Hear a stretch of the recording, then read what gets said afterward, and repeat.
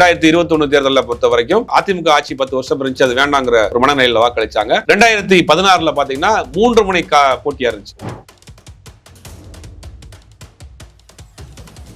இப்ப எஸ்ஆருக்கு பிறகு நடந்த தேர்தல், பக்கத்துல இருக்கக்கூடிய கேரளாவா இருக்கட்டும், பாண்டிச்சேரியா இருக்கட்டும், எஸ்ஆருக்கு பிறகு நடந்த தேர்தல்கள் எல்லாத்தையுமே பெர்சன்டேஜ் அப்படிங்கிறது அதிகமா இருக்கு.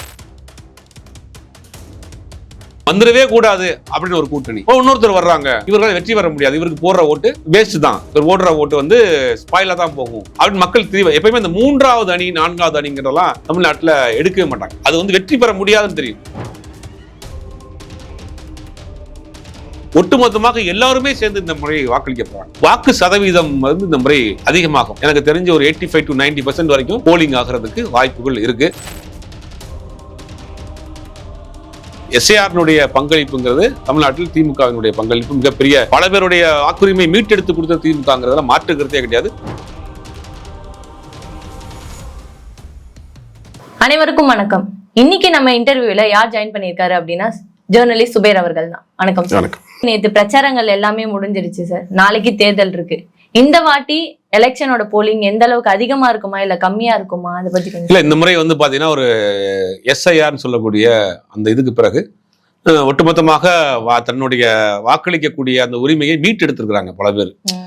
பாத்தீங்கன்னா அது நிறைய நடைமுறைகள் கொண்டு வந்தாங்க. 2001 2005 இருக்கக்கூடிய எஸ்ஐஆர்ல உங்க பேர் இருக்கா அப்படின்ற நேம் மாறி இருக்கா இல்ல அட்ரஸ் மாறி இருக்கான்னு பெரிய போராட்டத்துக்கு பிறகு தங்களுடைய வாக்களிக்கக்கூடிய உரிமையை மீட்டெடுத்திருக்காங்க. அப்ப வாக்களிக்கிறதுனுடைய அந்த அருமை பெருமை இப்ப அவங்களுக்கு தெரிஞ்சிருக்கு.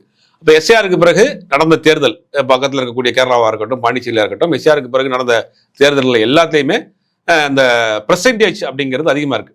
இப்போ தமிழ்நாட்டை பொறுத்த வரைக்கும் போன முறை நடந்த தேர்தல் எல்லாமே பாக்குறப்ப பெர்சன்டேஜ் ரொம்ப கம்மியா இருக்கு. 70% தான் ஓவராலா 2024. சென்னையில வெறும் 55% தான்.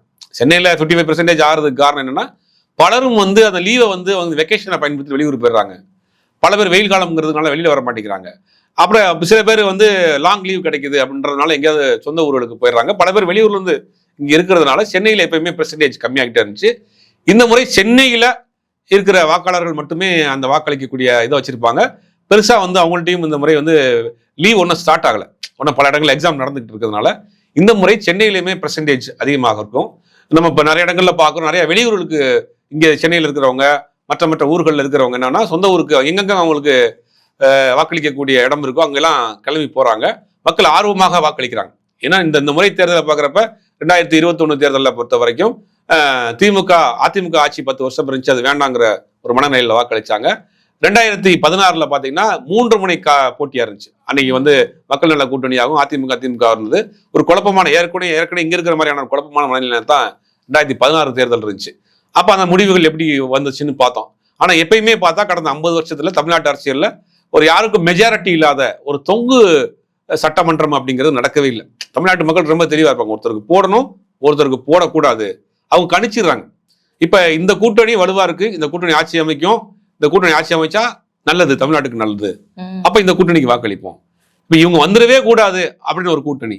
இன்னொருத்தர் வர்றாங்க, இவர்களால் வெற்றி பெற முடியாது, இவருக்கு போடுற ஓட்டு வேஸ்ட் தான், இவர் ஓடுற ஓட்டு வந்து ஸ்பாயிலா தான் போகும் அப்படின்னு மக்கள் தெரியும். எப்பயுமே இந்த 3வது அணி 4வது அணிங்கிறதெல்லாம் தமிழ்நாட்டில் எடுக்கவே மாட்டாங்க. அது வந்து வெற்றி பெற முடியாதுன்னு தெரியும். வெற்றி பெற முடியாத ஒரு அணிக்கு நம்ம ஏன் வாக்களிக்கணுங்கிற மனநிலை பெரும்பாலான தமிழ்நாட்டில் அரசியல் தெரிஞ்சவர்கள் தமிழ்நாட்டு மக்களே ரொம்ப தெளிவாக இருப்பாங்க. 3வது அணி 4வது அணிங்கிறது வந்து பெருசாக வெற்றி பெற முடியாது, அந்த வாக்கு வேஸ்ட், அப்ப அதுக்கு போடக்கூடாதுன்னு நினைப்பாங்க. இந்த முறை இளைஞர்கள் அதிகமாக ஆர்வமாக வாக்களிக்கிறாங்க. அது ஒரு சார்பு நிலையில் இருக்குன்னு சொன்னாலும் கூட அது தவறான தகவல். நம்ம பேசுறப்ப ஒரு அரசியல் விழிப்புணர்வு வந்திருக்கு. ஒரு தத்துவத்தை சொல்றாரு ஒருத்தர், ஒரு சினிமா கவர்ச்சி ஒருத்தர் சொல்றாரு, இல்ல தத்துவ ரீதியாக நாங்க வாக்களிக்க போறோம். 2 இளைஞர்கள் மத்தியில, ஒரு 18 இருந்து 25 வயசுக்குள்ள இருக்கக்கூடிய இளைஞர்கள் மத்தியில ஒரு பெரிய பொலிட்டிக்கல் டிபேட் போய்கிட்டு இருக்கு. நம்ம பாக்குறோம், சோசியல் மீடியால பாக்குறோம். தத்துவ ரீதியாக கொள்கை ரீதியாக அப்படி ஒரு கூட்டம் இருக்கு. ஒரு கூட்டம் வந்து இல்ல சினிமா கவர்ச்சி, அவர் சொல்றதெல்லாம் உண்மை, அவர் தான் தேவதூதர், அவர் வந்து மாத்திடுவார் எல்லாத்தையும் நம்புற ஒரு கூட்டம் இருக்கு. இந்த 2 கூட்டம், அதாவது இந்த இளைஞர்கள் மத்தியில இப்படி ஆரோக்கியமான ஒரு போட்டி ஒன்று போயிட்டு இருக்கு. அது ஐடியாலஜிக்கலாக நினைக்கக்கூடிய ஒரு இளைஞர்கள் ஒரு பக்கம் இருக்கிறாங்க. இவங்க ஃபேண்டசியாக அரசியலை நினைக்கக்கூடிய ஒரு கூட்டம் இருக்காங்க. இந்த கூட்டம் இந்த முறை அதிகமாக வாக்களிக்கும். அப்படி வாக்களிக்க போதும் அந்த 18 to 25 இருக்கக்கூடிய இளைஞர் மத்தியில இந்த வாக்குகள் 2ஆ பிரிவுபடும். இந்த 25க்கு மேல உள்ளவங்க ஒரு குடும்பஸ்தனாக இருக்கிற ஒரு குடும்ப தலைவியாக இருக்கிறவங்க நிறைய விஷயங்கள் யோசிக்கிறாங்க, கல்வி யோசிக்கிறாங்க. நம்மளுடைய பிள்ளைகளுடைய கல்வி ரொம்ப முக்கியம், நம்மளுடைய வேலை வாய்ப்பு முக்கியம், தமிழ்நாட்டினுடைய நலன் முக்கியம், தமிழ்நாட்டில் முதல்ல அமைதி முக்கியம். இன்னைக்கு எல்லாரும் இன்னைக்கு வந்து அமைதியாக வாழ்ந்துட்டு இருக்கிறோம், எல்லா சமூகத்தை சேர்ந்தவங்களும் அமைதியாக வாழ்ந்துட்டு இருக்கோம். இந்த அமைதியான வாழ்க்கை வேணும், நல்ல கல்வியின் தரமான கல்வி வேணும், கல்விக்கான உதவி வேணும், அரசாங்கத்தோட உதவி வேணும், திட்டங்கள் வேணும், நமக்கு நமக்கு உதவி பண்ணக்கூடிய ஒரு அரசாங்கமா இருக்கணுங்கிற இதெல்லாம் பாக்குறாங்க. இன்னொரு என்ன பாக்குறாங்க, இவங்க வந்துடவே கூடாது, இவங்க வந்தாங்கன்னா ஒட்டுமொத்தமான தமிழ்நாட்டை சிதைச்சிருவாங்கன்னு பாக்குறாங்க. இன்னொருத்தவங்க என்ன பண்றாங்கன்னா, ஒரு புதுசா ஒருத்தர் வர்றாங்க, ஒரு மாற்றத்தை கொடுத்துட்டு வரா அப்படின்னு நினைக்கிறாங்க. அது வந்து மாற்றம் கிடையாது. இவங்க 2 பேருக்கும் பெட்டரான ஆல்டர்னேட்டிவ் அவருக்கு கிடையாது. அவர் சும்மா ஒரு ஃபேண்டசியாக ஒரு சோசியல் மீடியா மட்டும் வச்சு ஒரு சிறு கூட்டத்தை வச்சு அவர் காட்டுறாரு, அந்த வாக்குகள் வேஸ்ட் ஆக போகணும்னு நினைக்கிறாங்க. அப்ப ஒட்டுமொத்தமாக எல்லாருமே சேர்ந்து இந்த முறையை வாக்களிக்க போறாங்க. அப்படிங்கும் போது வாக்கு சதவீதம் வந்து இந்த முறை அதிகமாகும். எனக்கு தெரிஞ்ச ஒரு 85 to 90% வரைக்கும் போலிங் ஆகிறதுக்கு வாய்ப்புகள் இருக்கு. நிறைய திருவிழாவை போல ஊருக்கு திருவிழாவுக்கு போற மாதிரி, பொங்கல் தீபாவளிக்கு போற மாதிரி மக்கள் வந்து சொந்த ஊருக்கு இன்னைக்கு கிளம்பி போயிருக்கிறாங்க. ஒரு நல்ல ஒரு முன்னெடுப்பு. அதே நேரத்துல அரசியல் புரிதலும் ஏற்பட வேண்டிய கட்டாயத்தில் நம்ம இருக்கிறோம். நம்ம யாரு நீங்க வந்து இந்த முறை வந்துடவே கூடாது. ஒரு 2 ஐடியாலஜி தான் தமிழ்நாட்டை பொறுத்த வரைக்கும். மதசார்பற்ற ஒரு ஐடியாலஜி, மதசார்பு இல்லாத ஒரு ஐடியாலஜி. இது யாரு இந்த மதசார்பற்ற ஐடியாலஜியை எந்த கூட்டணி ஸ்ட்ராங்கா ஃபாலோ பண்றாங்க அப்படின்னு ஒரு அணி இருக்கு. எந்த கூட்டணி அதுக்கு முழுவதுமாக ஆதரிக்கிறாங்க, எதிர்க்கிறாங்க, ஆதரிக்கிறாங்க. இது 2மே இல்லாம அதுல கொஞ்சம் இதுல கொஞ்சம் எடுத்துக்கிட்டு நான் ஒரு அரசியல் பண்றேங்கிறதெல்லாம் தமிழ்நாட்டு மக்கள் இக்னோர் பண்ணிடுவாங்க. ஏன்னா ஐடியாலஜிக்கலாக வாக்களிக்கக்கூடிய மக்கள் தான் தமிழ்நாட்டு மக்கள். அந்த புதிய தலைமுறை வாக்காளர்கள் மத்தியில் மட்டும் ஒரு சிறு குழப்பம் இருக்கு, அந்த பக்கமா இந்த பக்கமான. அதுலயுமே 2 டிபேட்டா போகுது. நாங்கள் ஐடியாலஜிக்கலாக தான் ஓட்டு போடுவோம்னு ஒரு கூட்டம் இருக்கிறாங்க.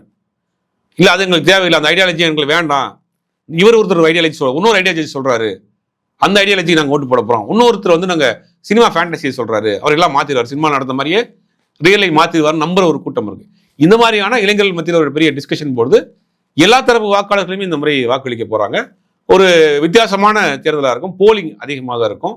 வெற்றி வாய்ப்பு அப்படிங்கிறது இந்த தொங்கு சட்டமன்றம் வரும், அவர் இவர் வருங்கிறதெல்லாம் பெருசா இருக்கிறதுக்கான வாய்ப்பு இல்லை. ஒரு யார் வரணும் யார் வரக்கூடாது அப்படிங்கிறது ரொம்ப தெளிவா இருப்பாங்க. நீங்க இந்த முறை வாக்குப்பதிவு வந்து அதிகமா இருக்கும்னு சொல்லியிருக்கீங்க சார். ஆனா எஸ்ஐஆர் மூலமா பாதி வாக்கு வந்து கேன்சல் பண்ணிருக்காங்களே சார், அது எப்படி சார்? இல்ல பாதியில இல்ல, கிட்டத்தட்ட 60 லட்சத்துக்கு மேல போயிருக்காங்க. அது என்ன, நிறைய இறந்து போனவங்க, ஒருத்தவங்க சென்னையில இருப்பாங்க, வெளியூர்ல இருப்பாங்க, டபுள் என்ட்ரியா இருக்கும். சில பேர் வந்து கேன்சல் பண்ணாம இருப்பாங்க, அந்த மாதிரி எல்லாம் பண்ணியிருக்காங்க. சில பேர் வந்து அட்ரஸ் சேஞ்ச் பண்ணி சரியான ப்ரூஃப் கொடுக்க முடியாம ஒரு சிறு பெர்சன்டேஜ் வந்து அது இறந்துருக்காங்க.